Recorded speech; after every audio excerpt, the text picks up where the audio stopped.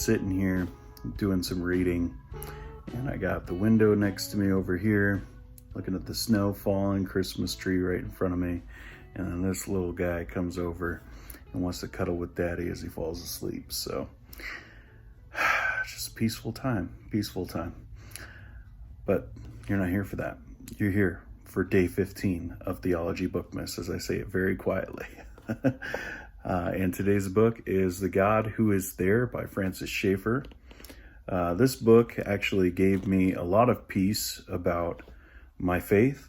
When I was questioning some things, not necessarily questioning whether God was real or that he existed, but I just had some things happening in high school, and then like some family things, and then also just the normal pressures of, whether you're believing something because your parents want you to, or because your context wants you to. So in a Christian context, like your pastor, your church, and those kind of pressures that you feel as a teenager.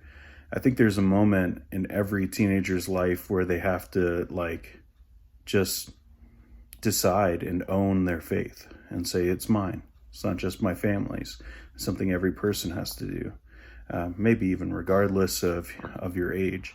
But for me, I had this crisis moment when I was 17 of just being I don't know if Christians, the way I see them interacting with one another, what I'm seeing them value is authentic or not. Because it sounds like a lot of politics. It sounds like a lot of moralism. It sounds like honestly, a lot of crutches for people.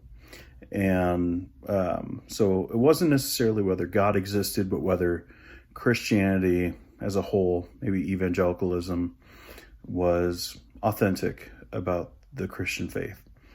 And so I remember going to the library and picking up this book and another one that I'll probably show you in another video as we get closer, because man, that book has just impacted everything. But this book was also very impactful, talking about peace and, look at this guy sleeping and he's so cute.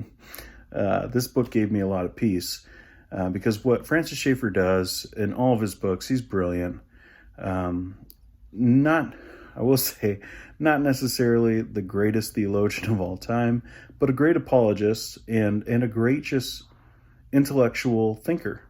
And so I read this book and it gave me a lot of peace, because basically what he does is he traces back authentic Christianity and applies it to today and different areas of rationalism and art even, and just every aspect of our culture today and what Christian stances on our culture are, or at least generally are, and then traces that back to, all right, well, can we see this in the early church or even in scripture?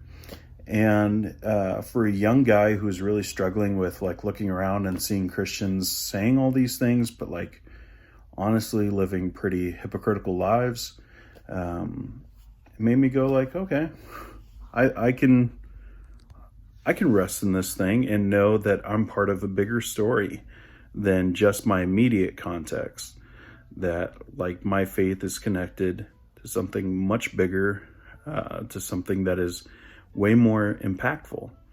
And so if you have ever questioned your faith, or questioned maybe it sounds really mean, but you've questioned the faith of others, and that's caused you to rethink some of your stances as far as your theological stances, then I think that probably this book would be a helpful one. Or if you're looking at teaching on some aspect of apologetics, maybe in your church, I don't know how you could do it without at least touching on some of the things that Schaeffer pulls out of here.